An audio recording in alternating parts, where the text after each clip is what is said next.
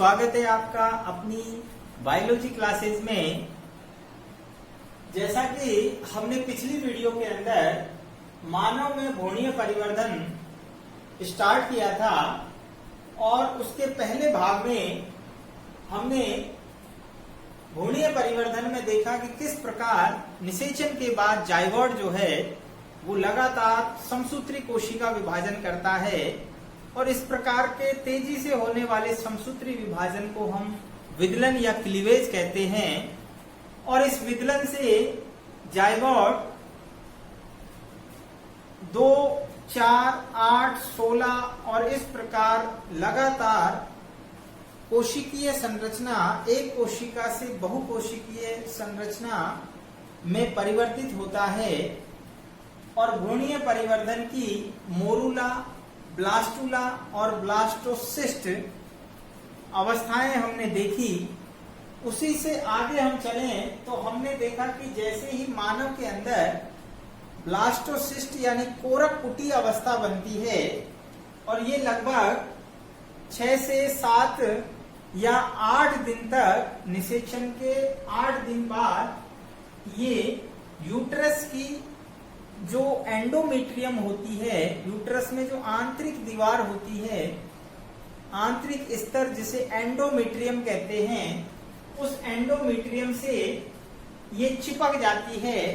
चूंकि जॉना पेलुसुडा इसका विलुप्त हो जाता है और अब ये दीवार से अटैच हो जाती है और प्लेसेंटा का निर्माण करती है। इस प्रक्रिया को रोपण कहते हैं। तो यहां से आज हम मानव में भ्रूणीय परिवर्तन का जो सेकंड पार्ट लेकर आए हैं उसमें हम देखेंगे रोपण क्या होता है और रोपण के बाद गैस्टुला भवन अर्थात गैस्टुलेशन के द्वारा किस प्रकार 3 जनन स्तरों जो प्राथमिक भ्रूणीय स्तर होते हैं उनका निर्माण होता है और वो स्तर मिलकर शरीर के भावी अंगों का निर्माण करते हैं। तो यहाँ हम पहले एक बार फिर समझ लेते हैं कि ये मान लीजिए यूट्रस की एंडोमेट्रियम है और इस एंडोमेट्रियम में आप देख रहे हैं ये क्या है, कोरक कुटी है, कोरक कुटी।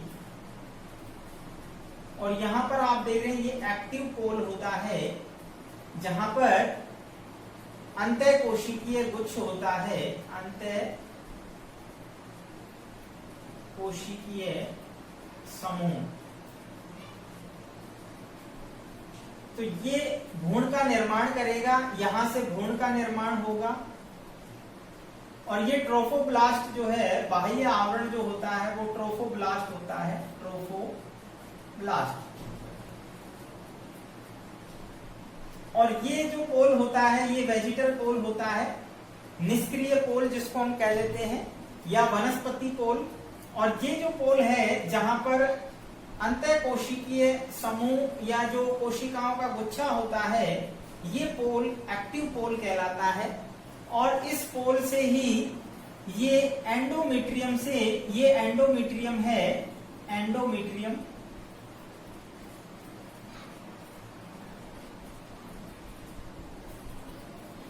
इस एंडोमेट्रियम से जुड़ता है और इस प्रक्रिया को ही हम रोपण कहते हैं, इम्प्लांटेशन। और इस प्लांटेशन के बाद ये यहाँ पर भ्रूण का विकास होगा, प्लेसेंटा का निर्माण होगा। यहाँ आप देख रहे हैं ये प्लेसेंटा बनना शुरू हो जाता है जिसको अपरा या आंवल कहते हैं। और इसी से भ्रूण को आगे पोषण प्राप्त होगा। सारी जो क्रियाएं भ्रूण की जब ये गर्भावस्था में रहता है तब यहीं से पूर्ण होती है, इसी के द्वारा माँ के रक्त से जो है सारी क्रियाएं पूर्ण होती है। तो यहाँ हम देखते हैं कि रोपण क्या है। तो यहाँ हमारी एक टर्म आती है रोपण, इम्प्लांटेशन। हालांकि पिछली वीडियो में भी हमने बताया था। तो कोरक कुटी का गर्भाशय एंडोमेट्रियम, ये कोरक कुटी है, इसका ये गर्भाशय की एंडोमेट्रियम है, इससे चिपकना ट्रोफोब्लास्ट सेल्स का, ये ट्रोफोब्लास्ट सेल है, आप देख रहे हैं ये ट्रोफोब्लास्ट सेल जो है ये यहाँ से चिपक जाती है। इसी क्रिया को रोपण कहते हैं। अब यहाँ से और गर्भावस्था तक ये नाल बना लेती है आगे चलकर और इस नाल से भ्रूण जो है जुड़ा रहेगा। और जैसे ही प्रसव अवस्था आती है, गर्भकाल पूरा हो जाता है, मानव में गर्भकाल 266 से लेकर 270 दिन तक का होता है। उसके बाद ही प्रसव अवस्था में ये जो नाल है हट जाती है और शिशु का जन्म होता है। नेक्स्ट आगे की जो प्रक्रिया है वो है गैस्ट्रुला भवन, जिसको हम गैस्ट्रुलेशन कहते हैं। पहले हमने पढ़ा मोरूला का निर्माण, मोरूलेशन, उसके बाद हमने पढ़ा ब्लास्टुला का निर्माण, ब्लास्टुलेशन, और अब हम देखेंगे गैस्ट्रुला भवन अर्थात गैस्ट्रुलेशन। तो ध्यान रखना, गैस्ट्रुला भवन जो है इसकी पहचान एक ही है कि एक परतीय जो ब्लास्टुला होती है वो आगे चलकर 3 स्तरीय गैस्ट्रुला बनाती है। इस क्रिया को ही गैस्ट्रुला भवन कहते हैं। अब ये 3 स्तर कौन कौन से हैं? जब हमें ये पता लगे कि भ्रूण के अंदर 3 प्राथमिक स्तर, जिनको 3 भ्रूणीय स्तर या जनन स्तर कहते हैं, वो जब बनना शुरू हो जाते हैं या बनकर दिखाई देने लगते हैं, तब हम कहते हैं कि ये कौन सी अवस्था है? गैस्ट्रुला भवन अर्थात गैस्ट्रुलेशन। तो यहाँ पर आप देख रहे हैं 3 प्राथमिक भ्रूणीय स्तर, जिनको हम जनन स्तर भी कहते हैं। ये प्राथमिक भ्रूणीय स्तर कौन कौन से हैं? एक्टोडर्म, मीजोडर्म एवं एक्टोडर्म, एंडोडर्म एवं मीजोडर्म। पहले एक्टोडर्म बनती है, उसके बाद एंडोडर्म और अंत में मीजोडर्म बनती है। ये हमने 11वीं क्लास में भी पढ़ा था। स्तरों के आधार पर प्राणी जिनमें 2 स्तर होते हैं, एक्टोडर्म एंडोडर्म, वो डिप्लोप्लास्टिक होते हैं। और एनीलिडा के बाद हम देखते हैं कि मीजोडर्म भी बनना शुरू हो जाती है, तो ऐसे प्राणी ट्रिप्लोब्लास्टिक कहलाते हैं। तो यहाँ एक्टोडर्म को हिंदी में हम कहते हैं बाह्य चर्म, एंडोडर्म को अंतः चर्म और मीजोडर्म को मध्यस्थ चर्म कहते हैं। इस क्रिया में ब्लास्टोमियर्स में अमीपीय गति होती है और वे भावी स्थानों पर पहुंचकर 3 प्राथमिक भ्रूणीय स्तरों को बनाती है। वास्तव में होता क्या है इस क्रिया में, गैस्ट्रुलेशन में, जो ब्लास्टोमियर्स थी, ब्लास्टोसिस्ट की जो ब्लास्टोमियर्स यानी जो कोशिकाएं होती हैं, उनमें अमीपीय गति होती है और वो कोशिकाएं अपने भावी स्थानों पर जाकर यानी स्थित हो जाती हैं और 3 भ्रूणीय स्तरों को बनाती है। राइट। अब ये 3 भ्रूणीय स्तरों को जब ये गतियां करके बनाती हैं, तो वास्तव में इन गतियों को एक अलग से नाम दिया है। कौन सी गतियां कहलाती हैं? ये कहलाती हैं संरचनात्मक विकास गतियां। तो ये आप ध्यान रखेंगे, संरचनात्मक विकास गतियां गैस्ट्रुलेशन के दौरान ब्लास्टोमियर्स के द्वारा होने वाली गतियों को कहते हैं।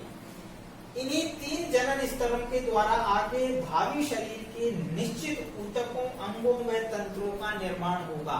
आगे जो भी शरीर के अंदर अंग, ऊतक, तंत्र बनेंगे, वो सब इन्हीं 3 बेसिक स्तरों से ही बनेंगे। हमारे पूरे शरीर में जितने भी ऑर्गन्स बने हुए हैं, इन्हीं 3 स्तरों के आधार पर बने हुए हैं, जिन्हें हम एक टेबल के अनुसार देखेंगे किस प्रकार कौन कौन से स्तर से कौन से अंगों का निर्माण होता है।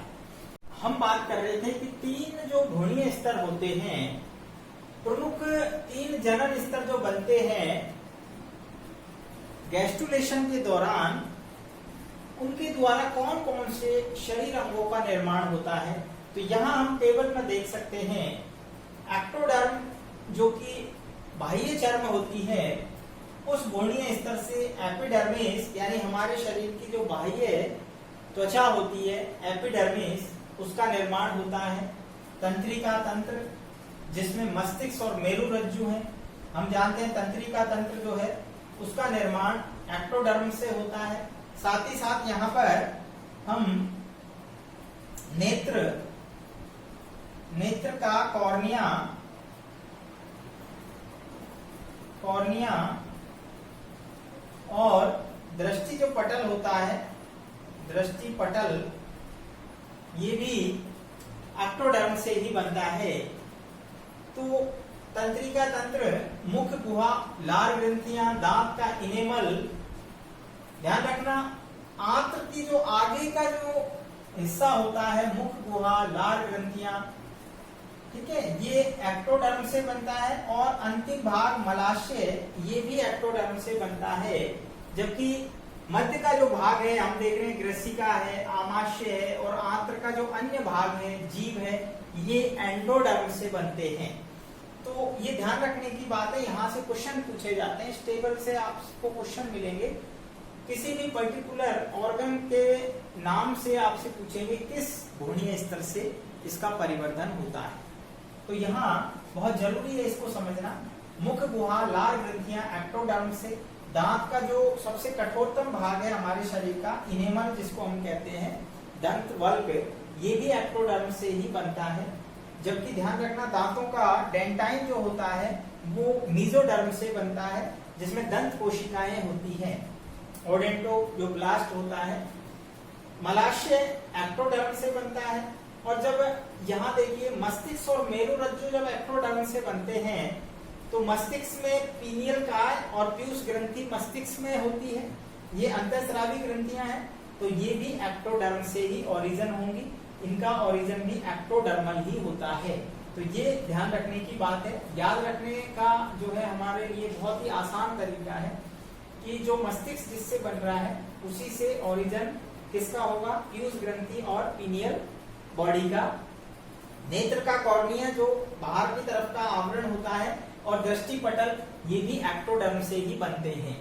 मीजोडर्म में कौन कौन से अंग बनते हैं, देखिए मीजोडर्म स्तर से जो कि मध्य चर्म होता है, ये डर्मिस यानी जो त्वचा की आंतरिक परत होती है वो किससे बनेगी, वो मीजोडर्म से बनती है।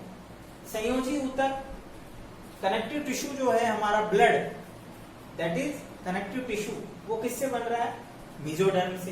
हृदय रक्त वाहिनियां ये भी मीजोडर्म से।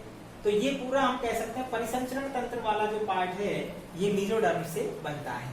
अंतः कंकाल जिसमें हम देखते हैं अस्थियां और उपास्थियों से बना है, हमारा जो अंतः कंकाल होता है वो भी मीजोडर्म से बनेगा। वृक्क प्रजनन तंत्र गोनेड जिसमें अपने जो जननांग आते हैं, चाहे वो अंडाशय हो या फिर हम टेस्टिस की बात करें, उसका ओरिजिन मीजोडर्मल होता है। नोटोकोड हम जानते हैं जो हमारे जो तंत्रिका होती है मेरुरज्जु, उसके ऊपर जो आवरण होता है जो आगे चलकर क्या बनाता है, हमारे रीढ़ की यानी स्पाइनल कॉर्ड बनाता है। तो हमने कहा अस्थियां किससे बनी है, नोटोकोड किससे बनेगी, मीजोडर्मल। तो ये चीज क्लियर हो गई। डायफ्राम, जो डायफ्राम होता है, ठीक है, फेफड़ों के नीचे की तरफ जो डायफ्राम होता है वो भी मीजोडर्मल। और फेफड़े ध्यान रखना किससे बनेंगे, एंडोडर्म से बनेंगे। दांतों का डेंटाइन अभी आपको बताया किससे बनेगा, मीजोडर्म से। एंडोडर्म से बनने वाले जो ऊतक हैं, अंग हैं, वो कौन से हैं, कृषिका, आमाशय, आंत्र, जीभ, फेफड़े और यूरिनरी ब्लैडर यानी मूत्राशय, यकृत, अग्नाशय ग्रंथि, मध्यकर्ण, यूस्टेकियन नली जिसको हमने पढ़ा कर्ण की संरचना में, और प्रोस्टेट ग्रंथि, ये एंडोडर्मल ओरिजिन से बनते हैं। तो इस प्रकार हमने इस टेबल में देखा कौन कौन से भ्रूणीय तीन जो प्रमुख जनन स्तर हैं उनसे कौन कौन से भावी जो अंगों का निर्माण होता है, तंत्रों का निर्माण होता है मानव शरीर के अंदर। तो ये महत्वपूर्ण टेबल है, इसे हमें याद रखनी है। और हम हर वीडियो में आपसे जो है क्वेश्चंस पूछते हैं, तो आप उनका कमेंट में जवाब दें। हमें भी जो है इस चीज का जो है विश्वास होगा कि आप जो है लगातार हमारी वीडियो देख रहे हैं। अच्छा लगता है जब आप कमेंट देते हैं, तो हम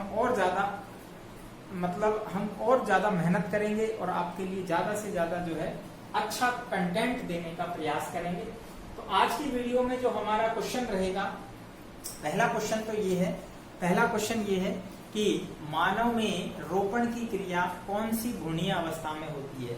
नोट करना, मानव में रोपण की क्रिया कौन सी भ्रूणीय अवस्था में होती है। नेक्स्ट है गैस्ट्रुलेशन अवस्था में कितने भ्रूणीय स्तर बनते हैं, सेकंड क्वेश्चन होगा। और अंतिम क्वेश्चन है हमारा, हृदय का निर्माण कौन से भ्रूणीय स्तर से होता है, हृदय का परिवर्धन कौन से भ्रूणीय स्तर से होता है। तो 3 क्वेश्चन पूछे गए हैं, आप तीनों का कमेंट में जवाब देंगे, आप वीडियो को देखेंगे, आपको सारे आंसर यहीं से मिलेंगे। तो मिलते हैं नेक्स्ट वीडियो में, तब तक देखते रहिए अपनी ऑनलाइन बायोलॉजी क्लासेस।